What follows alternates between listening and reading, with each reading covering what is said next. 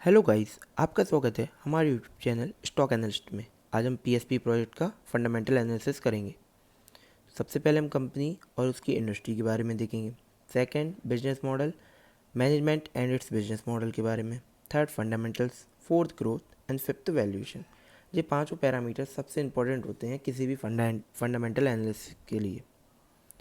सबसे पहले कंपनी की बात करें तो कंपनी 2008 में इस्टेब्लिश्ड हुई थी और ये कंस्ट्रक्शन कंपनी है जो अपनी कंस्ट्रक्शन प्रोवाइड करती है 5 सेगमेंट में, जैसे कि industrial, institutional, government residential and residential. Company के माइलस्टोन की बात करें तो कंपनी के पास 12 साल का एक्सपीरियंस है। अभी तक वो 143 प्रोजेक्ट कंप्लीट कर चुके हैं। इन FY 19 to 20 जो कंपनी का रेवेन्यू था वो अराउंड 1500 करोड़ था, प्रॉफिट 130 करोड़ था और अभी इनके पास जो ऑर्डर बुक है वो अराउंड 3000 करोड़ की है। एम्प्लॉय बेस देखा जाए तो अराउंड 1500 एम्प्लॉयज़ हैं। ये कंपनी के माइलस्टोन की बात हो गई।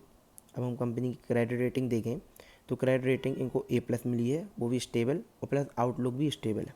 तो आप कह सकते हैं कंपनी के पास अच्छी क्रेडिट रेटिंग है। अब सब्सिडरीज़ की बात करें तो कंपनी के पास 3 सब्सिडरीज़ हैं। पहली PSP प्रोजेक्ट INC, जिसमें उनकी 100% होल्डिंग है। Second, PSP project and pro active construction private limited, जिसमें उनकी 74% होल्डिंग है। और थर्ड, उनकी एक जॉइंट वेंचर है, वो है GDCL and PSP joint venture, जिसमें उनकी 49% होल्डिंग है।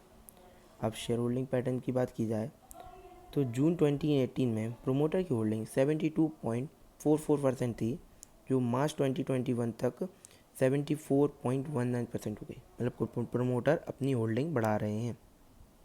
FIs की बात करें तो FIs 1.21% थे इन जून 2018। आज वो स्टेबल ही एक प्रकार से 1.29% के साथ।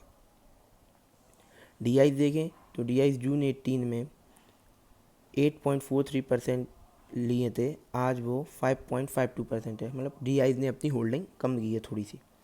और पब्लिक देखें तो पब्लिक अराउंड 18% थी जून 18 में, जो कि आज 19% है। अब कंपनी के मैन पावर बेस की देखी जाए तो इन 17-18 द कंपनी के पास एम्प्लॉयज़ 761 एम्प्लॉयज़ थे एंड 5000 प्लस कंस्ट्रक्शन लेबर थी, जो बढ़कर 2019 to 20 में 1447 एम्प्लॉयज़ हो गए और 13,000 प्लस कंस्ट्रक्टर लेबर्स हो गई। तो अब हम बात करेंगे इंडस्ट्री के बारे में।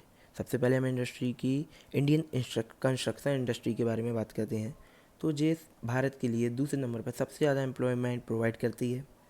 ये 9% हमारी GDP को कंट्रीब्यूट करती है और ये एक्सपेक्टेड किया जा रहा है कि इन 2022 जो हमारी कंस्ट्रक्शन इंडस्ट्री है वो दुनिया में तीसरी सबसे बड़ी कंस्ट्रक्शन इंडस्ट्री बन सकती है। और ये ग्रोथ गवर्नमेंट खुद लाने की सोच रही है। गवर्नमेंट का प्लान है कि अगले 5 सालों में वो 100 लाख करोड़ इंफ्रास्ट्रक्चर में सेक्टर को इन्वेस्ट करने की सोच रही है। और वो उससे वो highways, railways, ports, airports, urban infrastructure में खर्च करेगी। अब हम ग्रोथ की इंडस्ट्री देखें तो ये एक्सपेक्टेड किया जा रहा है 2019 से लेकर 24 तक की कंस्ट्रक्शन मार्केट की ग्रोथ 6% के CAGR से बढ़ेगी।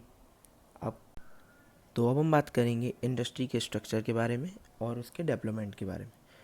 वैसे कंस्ट्रक्शन इंडस्ट्री के 4 मेन सेगमेंट है। पहले बात करें इंडस्ट्रियल की तो जो हमारा इंडस्ट्रियल कंस्ट्रक्शन सेगमेंट है वो गवर्नमेंट के इनिशिएटिव से बहुत आगे बढ़ने वाला है, जिसमें भारतमाला परियोजना चल रही है, जिसमें सरकार 9000 किलोमीटर की इकोनॉमिक कॉरिडोर्स बनाएगी इंडिया में।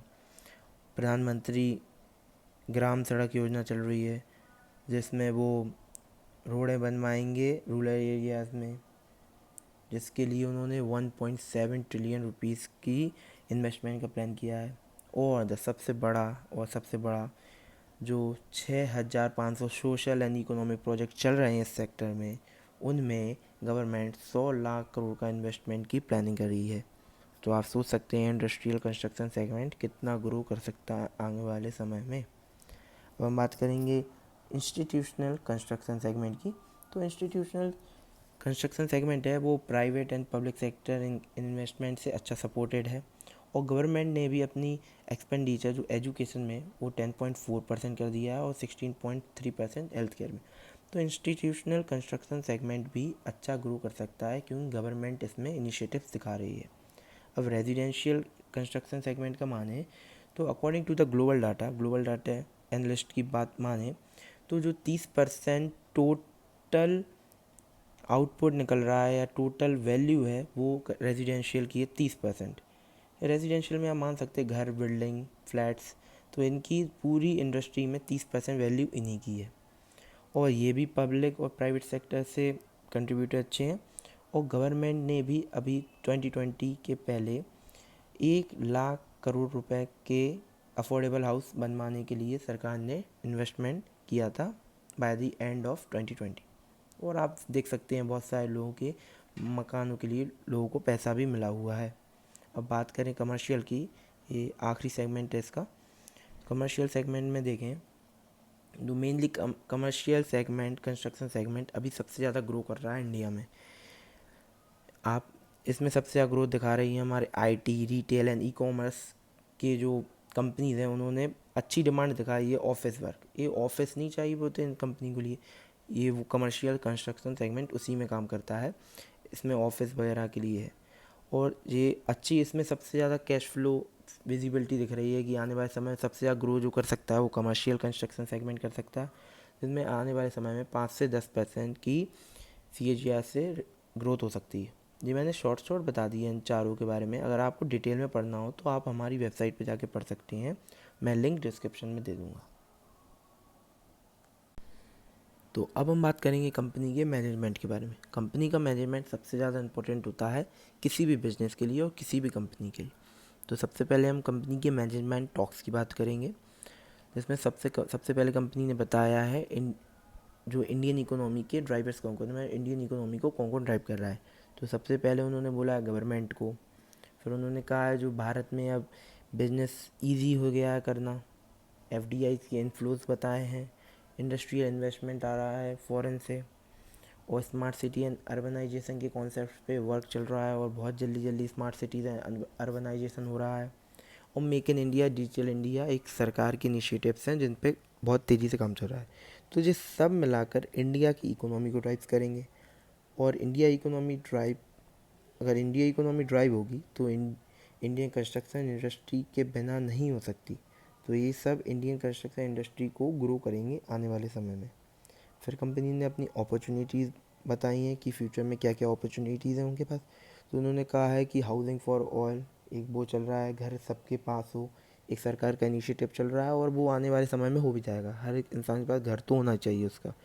तो ये इनको कंस्ट्रक्शन इंडस्ट्री में काम का है।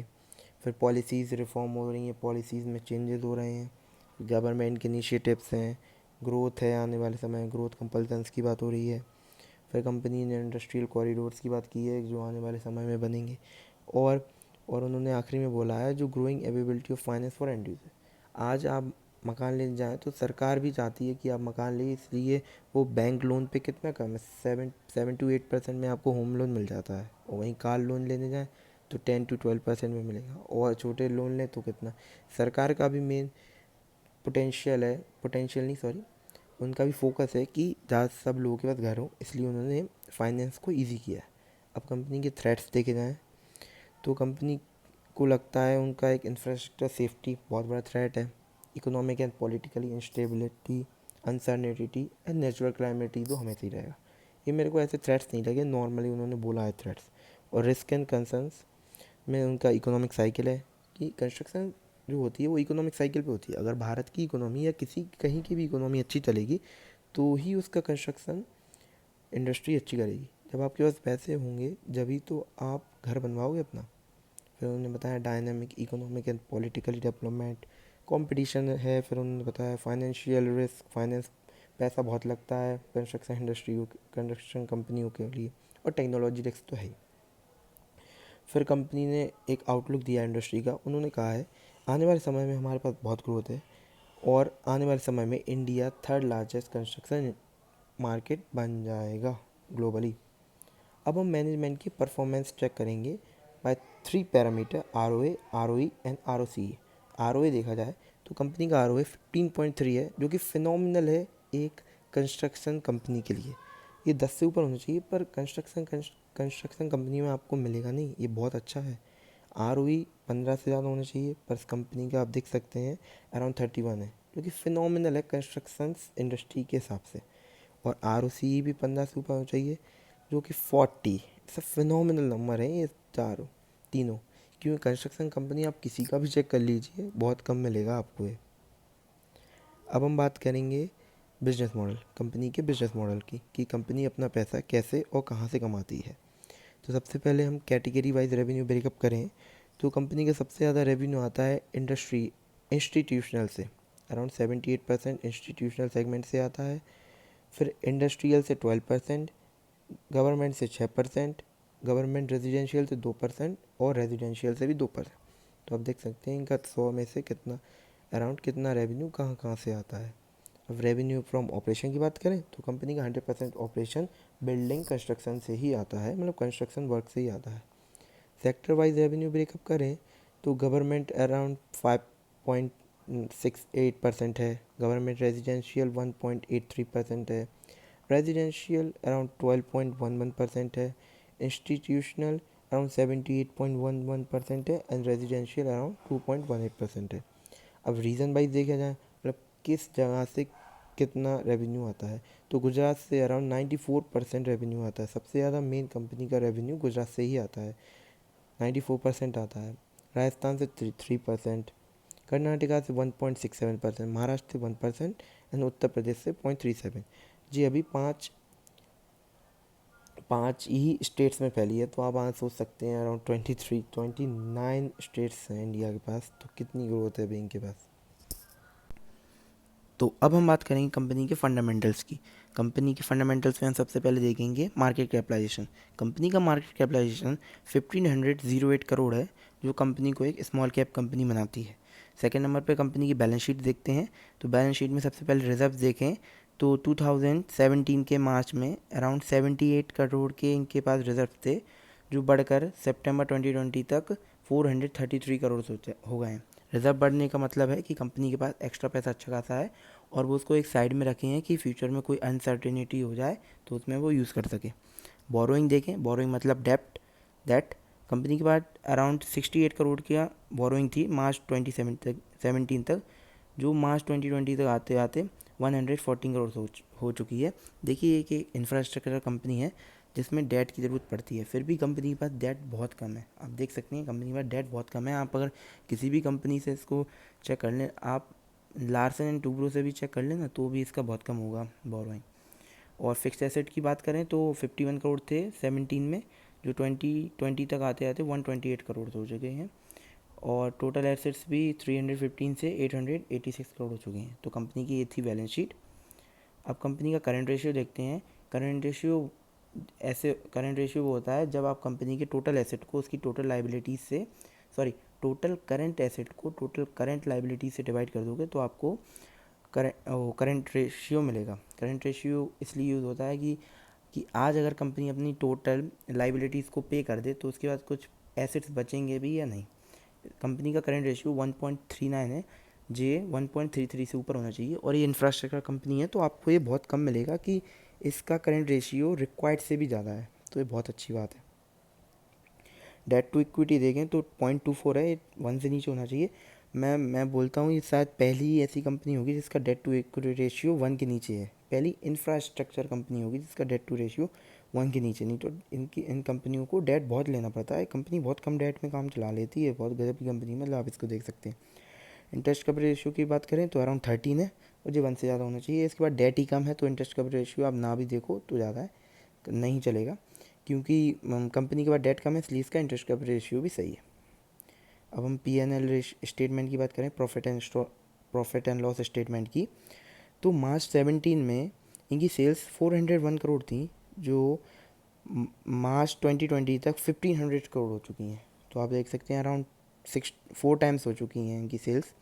ऑपरेटिंग प्रॉफिट भी देखें तो 66 करोड़ था मार्च 17 में, जो बढ़कर 191 करोड़ हो चुके हैं, ये भी 3 टाइम्स हो चुके हैं। एंड नेट प्रॉफिट की बात करें तो नेट प्रॉफिट 42 करोड़ से बढ़कर 129 करोड़ तक पहुंच गया था मार्च 2020 तक।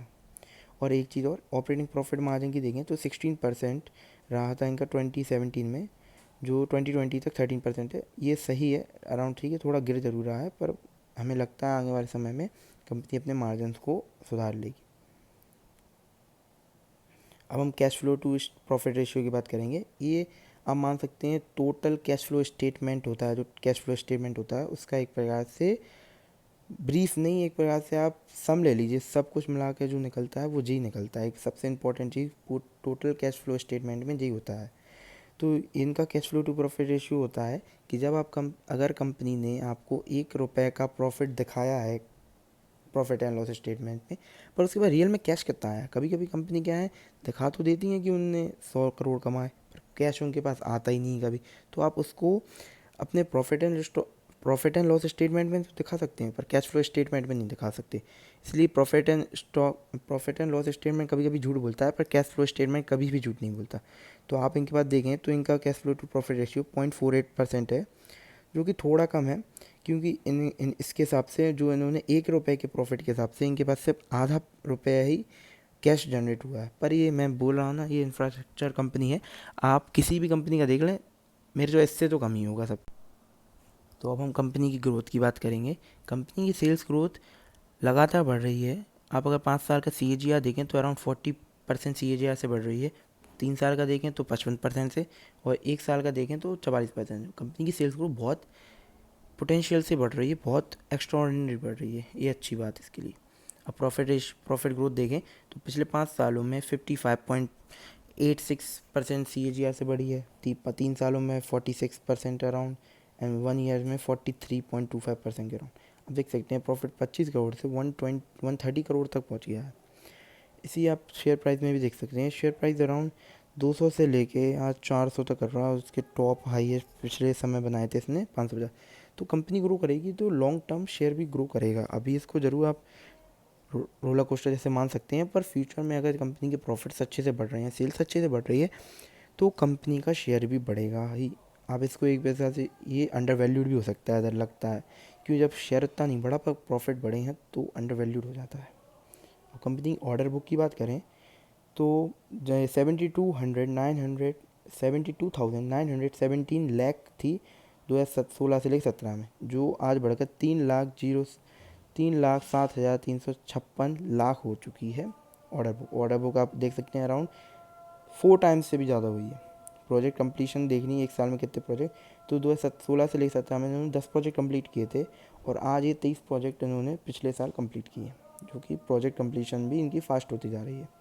अब हम बात करेंगे वैल्यूएशन की। कंपनी का वैल्यूएशन सबसे ज़्यादा इंपॉर्टेंट होता है फंडामेंटल एनालिसिस में, क्योंकि अच्छी कंपनी तो खरीदनी है, अच्छे दाम पे अगर आप खरीद लोगे तो मल्टीपैकर रिटर्न्स पालोगे। सबसे पहले हम बात करेंगे पी रेशियो की। तो कंपनी का रेशियो 20 का है, जो कि रीजनेबली है, सही है। और इंडस्ट्री पी रेशियो की बात करें तो 16.6 है। मैं आप मान सकते हैं कंपनी पी रेशियो के रिस्पेक्टिव में कंपनी इंडस्ट्री से महंगी है।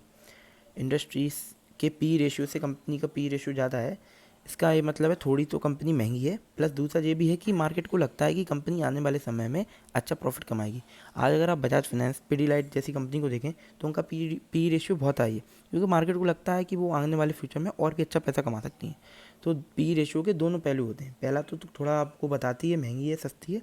दूसरा ये भी बताती है कि मार्केट को क्या लगता है कि वो आने वाले समय में कैसा पैसा कमाएगी। थर्ड, पीवी रेशियो की बात करें तो वो 3.21 है, जो कि 3 से कम होना चाहिए, आप जानते हैं जैसा कि। तो पीवी रेशियो अराउंड सही है। पीवी रेशियो होता है प्राइस टू बुक रेशियो, कि कंपनी की आज अगर कंपनी अपने पूरी लाइबिलिटीज़ को चुका दे और जो उसका एसेट बचेगा उसको जब आप उसके प्राइस से कंपेयर करोगे तो आपको पीवी रेशियो मिलता है, जो कि कंपनी का 3.21 है, जो 3 से कम होना चाहिए, तो अराउंड रीजनेबल है। पैग रेशियो की बात करें तो पैग रेशियो सबसे ज़्यादा इंपॉर्टेंट होता है, पी रेशियो से भी ज़्यादा इंपॉर्टेंट होता है। कंपनी का पैग रेशियो 0.35% है, जो कि 1% से नीचे होना चाहिए। जो कंपनी का पैग रेशियो 1% से नीचे होता है तो आप उसको मान सकते हैं कि वो एक प्रकार से वो अंडर वैल्यूड शेयर है। पैग रेशियो अपन को बताता है कि कंपनी का जो पी रेशियो कंपनी को मिला है वो उसके ग्रोथ पॉइंट ऑफ व्यू से कैसा है। अगर कंपनी का पैग रेशियो मिला है 10 की, मतलब मार्केट सोचता है कि फ्यूचर में वो 10% से ग्रोथ होगी, पर उसकी रियल ग्रोथ 30% से हो रही है। तो आप देख सकते हैं 10/30 इक्वल टू 0.33% का पी होगा, अराउंड 3.33 का। तो आप 0.33 का पैग रेशियो होगा। तो आप मान सकते हैं कि कंपनी अंडर वैल्यूड है, मार्केट मतलब उसको अच्छी वैल्यूएशन नहीं दी है, तो आप कंपनी का पैग रेशियो के हिसाब से कंपनी अंडर वैल्यूड लगती है। अब फिफ्थ नंबर पे देखते हैं 5 ईयर्स प्रॉफिट ग्रोथ, मतलब पिछले 5 सालों में कंपनी के प्रॉफिट कितने टाइम्स हुए हैं, ये 3 टाइम्स हुए हैं। और उसी की रिस्पेक्टिव में अगर हम बात करें 5 ईयर में शेयर प्राइस कितना ग्रो हुआ है, तो 2x हुआ है। ज़्यादातर ये होता है कि अगर कंपनी 3 टाइम्स हुई है, उसके प्रॉफिट 3 टाइम्स बढ़े हैं, तो शेयर भी 3 टाइम्स होना चाहिए। अगर किसी कंपनी का, जैसे कोई कंपनी ले लीजिए जो पिछले 10 सालों में 10 गुना हुई है, तो उसका अगर प्रॉफिट 10 गुना हुए हैं, तो कहीं ना कहीं शेयर प्राइस भी 8 से लेकर 12 गुना, तो कहीं 10 गुना के लगभग तो होना चाहिए। तो आप मान सकते हैं कि कंपनी इस हिसाब से शेयर प्राइस थोड़ा कम ग्रो हुआ है प्रॉफिट के अनुसार, पर फ्यूचर में ये आगे भी हो सकता है, इसके अराउंड सही चल रहा है, मतलब आप बोल सकते हैं कंपनी रीजनेबल वैल्यूड है। अब 7 नंबर पे इंट्रिंसिक वैल्यू फार्मूला बात करते हैं, ये बेंजामिन ग्राम ने दिया है। तो इस हिसाब से शेयर की प्राइस 1828 रुपये होनी चाहिए आज के समय पे, और अराउंड चल कितनी रही है, 600-700। आप देख सकते हैं इंट्रिंसिक वैल्यू फार्मूला बहुत फ्यूचर बताता है, ये आने वाले 5 से लेकर 7 सालों के आपको वैल्यूएशन बता सकता है।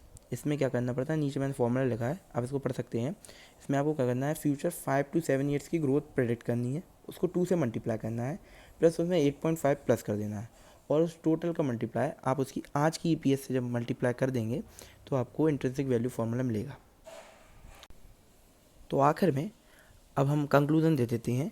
तो हमें कंपनी अच्छी लगती है, और जो कंपनी जिस इंडस्ट्री में है वो भी एक अपस्विंग में है, कंपनी का मैनेजमेंट अच्छा है, कंपनी के पास अच्छा बिजनेस मॉडल है, कंपनी के फंडामेंटल्स स्ट्रॉन्ग हैं, कंपनी के आने वाले समय में अच्छी ग्रोथ देखी जा सकती है, और कंपनी के आज का वैल्यूएशन भी रीजनेबल है। तो आप इसको देख सकते हैं, ये अच्छा शेयर है, आप इसमें इन्वेस्ट भी कर सकते हैं। तो thank you for watching this video. हमें लगता है आपको ये वीडियो अच्छी लगी होगी, अगर अच्छी लगी हो तो हमारे चैनल को सब्सक्राइब करें, इस वीडियो को लाइक करें एंड शेयर करें अपने दोस्तों के साथ, और आप ही हमारी analysis, total full analysis detail में भी पढ़ सकते हैं हमारी वेबसाइट पे जाके, मैं लिंक डिस्क्रिप्शन में दे दूँगा। So thank you for watching this video.